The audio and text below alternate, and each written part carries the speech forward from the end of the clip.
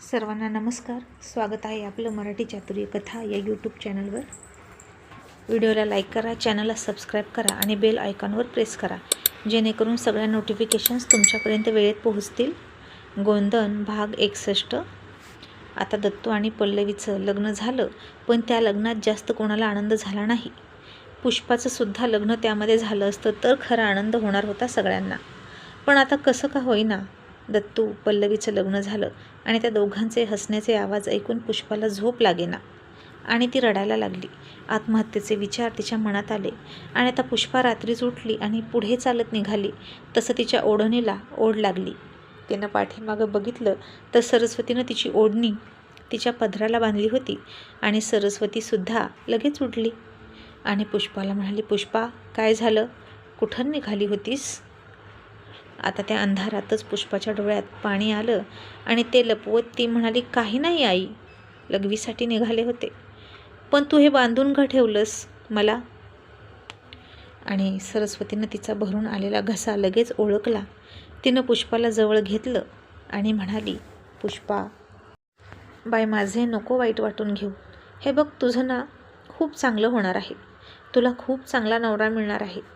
दिगंबर आणि तुझं लग्न नशिबात नव्हतं असं समज आणि ते एक वाईट स्वप्न होतं असं समजून विसरून जा.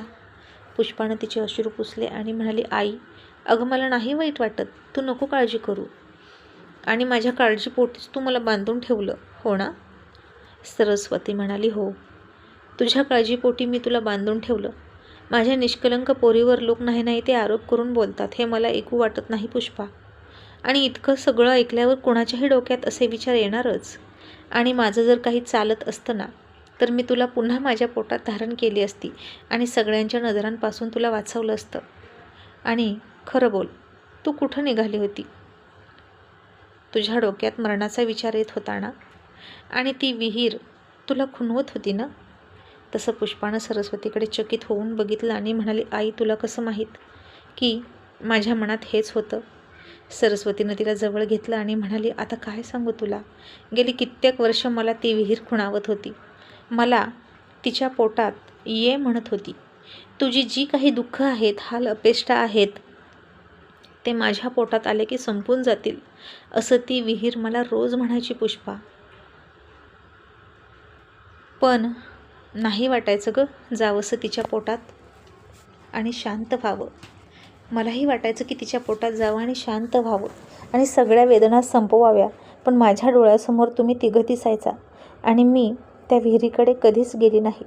कित्येक रात्र मी तिच्या काठावर बसून काढल्या, पण नाही गं हिंमत झाली त्यात उडी मारायची, फक्त आणि फक्त तुम्हा तिघांच्या काळजीपोटी.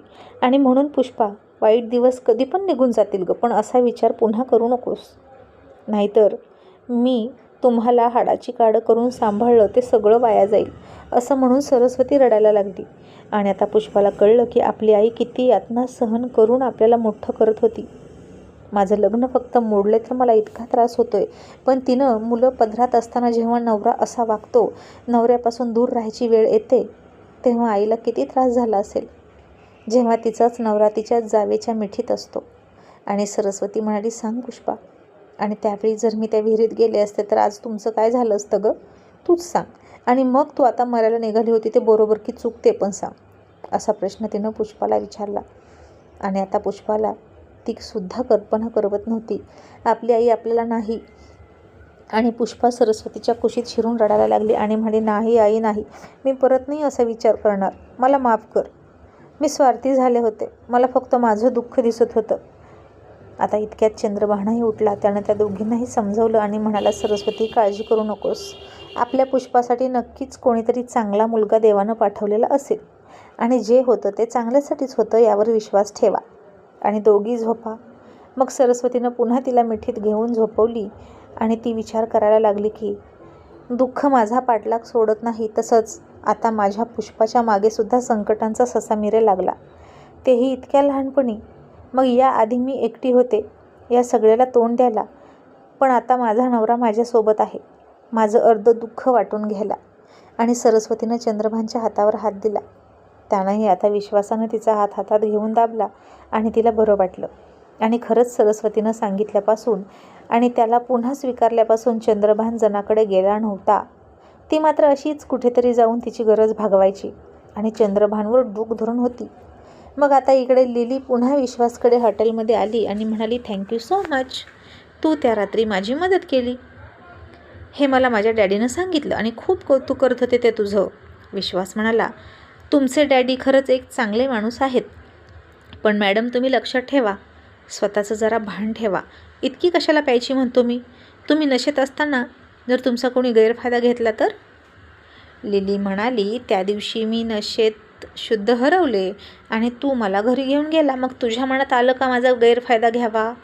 विश्वास लगेच म्हणाला, नो. लिली हसून म्हणाली, ओ माय गॉड, इतकी पण चांगली माणसं नाहीत या जगात विश्वास. तू पहिलाच मुलगा असा आहे जो मला बघून पाघळला नाही आणि म्हणून मी तुझ्याकडे ॲट्रॅक्ट होते. आणि तुझ्यात असं काहीतरी आहे जे मला वारंवार तुझ्याकडे खेचून आणतं. आणि खरं तर विश्वास, तू माझ्याशी मैत्री नाही केली तरी चालेल, पण आता तू मला आवडतोस. I am totally mad in your love. आणि लिली जरा जास्तच बोलली आणि विश्वास म्हणाला, काय मॅडम, तुम्हाला कळतंय का तुम्ही काय बोलताय. हेच चुकीचं आहे. लिली आता त्याच्याजवळ आली, त्याचा हात पकडून म्हणाली, काय चुकीचं आहे. एका मुलीला एखादा मुलगा आवडला, त्याचा स्वभाव आवडणं आणि तिनं त्याच्या प्रेमात पडणं हे चुकीचं आहे का. तसा विश्वास तिच्यावर ओरडला, हात मागे घेऊन म्हणाला, मॅडम प्लीज इतक्या पुढे येऊ नका आणि टच करू नका. तसे हॉटेलचा स्टाफ आणि बाकीचे कस्टमर तिकडं बघायला लागले. पुन्हा विश्वास तिला हळूच म्हणाला, मॅडम प्लीज, इथे खूप लोक आहेत, इथे तमाशा नको. आणि लिली म्हणाली, ओके, मग तिकडे बाजूला चल, मला बोलायचं आहे तुझ्याशी. विश्वास म्हणाला, काय बोलायचं आहे. लिली म्हणाली, आपल्या फ्युचरबद्दल बोलायचं आहे. विश्वास म्हणाला, पण तुमचे आणि माझे रस्ते वेगळे आहेत, ते कधीच एक होऊ शकत नाहीत, त्यामुळे फ्युचरबद्दल बोलणं टाळलेलं बरं. आणि लिली म्हणाली, आपले रस्ते एक होऊ शकतात विश्वास, जर तू मनात आणलं तर. तू खूप चांगला मुलगा आहेस आणि मला पसंत आहेस. मी माझ्या डॅडींनासुद्धा तुझं खूप कौतुक करताना बघितलं, त्यांनाही तू पसंत पडशीलच. मग तुझी काय हरकत आहे. आणि विश्वास थोडासा चिडून म्हणाला, माझी कर्तव्य आहेत, ती पूर्ण करायची आहेत आणि या सगळ्या गोष्टीत पडायला मला वेळ नाही. आणि तुमचं फॅमिली बॅकग्राऊंड, तुमची लाईफस्टाईल आणि माझं फॅमिली बॅकग्राऊंड आणि माझी लाईफस्टाईल टोटली डिफरंट आहे मॅडम. त्यांचा कुठेच मेळ बसणार नाही. आणि आता लिली त्याच्यासमोर खुर्चीत बसली आणि मांड्यांच्या वर असलेला तिचा शॉर्ट ड्रेस होता आणि तिने पायावर पाय टाकला आणि गोलगोल फिरणाऱ्या खुर्चीत त्याच्यासमोर मादक अदा करत फिरत होती. आणि त्याला म्हणाली, विश्वास, तुला माहीत नाही माझं नाव लिली आहे आणि मला एखादी गोष्ट जर हवी असेल तर मी मिळवूनच राहते आणि मला तू हवा आहेस आणि तू मला नकार देऊ शकत नाही. आता विश्वास तिच्या त्या उघड्या पायांकडे बघत होता, कधी कधी तिच्या चेहऱ्याकडे बघायचा आणि त्याला तिच्या उघड्या मांड्या दाखवून तिला काय साध्य करायचं आहे हे त्याच्या लक्षात आलं. आणि त्यानं नाराजीतच तिकडे बघितलं आणि म्हणाला, हेच मला आवडत नाही तुमच्यातलं. तुम्ही तुमच्या सौंदर्याचं प्रदर्शन मांडता आणि मला माझी बायको, माझी लाईफ पार्टनर किंवा माझी मैत्रीण अशी नको आहे. ती फक्त माझी असावी, तिचं सौंदर्य फक्त माझ्यासाठी असावं, तिनं नटावं सजावं फक्त माझ्यासाठी, ना की अख्ख्या जगाला दाखवावं असं मला वाटतं. आणि तुम्ही कुठेच माझ्या अपेक्षामध्ये बसत नाही. आणि माझे हे विचार असतील जुन्या पद्धतीचे, त्याला मी काय करू. पण माझ्यावर असेच संस्कार आहेत. तुम्ही तुमच्यासाठी तुमच्याच विचारांचा कोणीतरी शोधा मॅडम. मी कोणी बाजारातली वस्तू नाही, जी आवडली हट्ट केला आणि घरात नेऊन सजवली. मलाही चॉईस आहे, मलाही भावना आहेत आणि मला माझ्या आवडीचा जोडीदार हवा, जो माझ्या कल्पनेत आहे तसाच हवा. मी त्यात तडजोड करत नाही. तुम्हाला आणखीन काही हवं असेल तर सांगा, ऑर्डर घेऊन येतो, असं म्हणून तो तिथून निघून गेला. आणि त्याच्या पाठमोऱ्या आकृतीकडे बघून त्याच्यासाठी वेड्या झालेल्या लिलीनं त्याला एक फ्लाइंग किस दिला आणि म्हणाली, वाव, पुन्हा तुझा ॲटिट्यूड माझं हार्ट घेऊन गेला. क्या करू जाणे मन, तू डोक्यातून जात नाही आणि डोक्यातून काढायचं म्हटलं की काळजात येऊन बसतो आणि काळजातून काढायचं म्हटलं की डोक्यात जाऊन बसतो. आणि तू मला माझा व्हायलाच पाहिजे आणि मी तुला मिळवून राहणारच, असं म्हणून तिनं तिचे मादक डोळे विश्वासवर रोखले आणि तिनं ड्रिंक करायला सुरुवात केली. मग आता काय करेल लिली विश्वासला मिळवण्यासाठी हे पाहणं इंटरेस्टिंग ठरणार आहे. Thank you so much.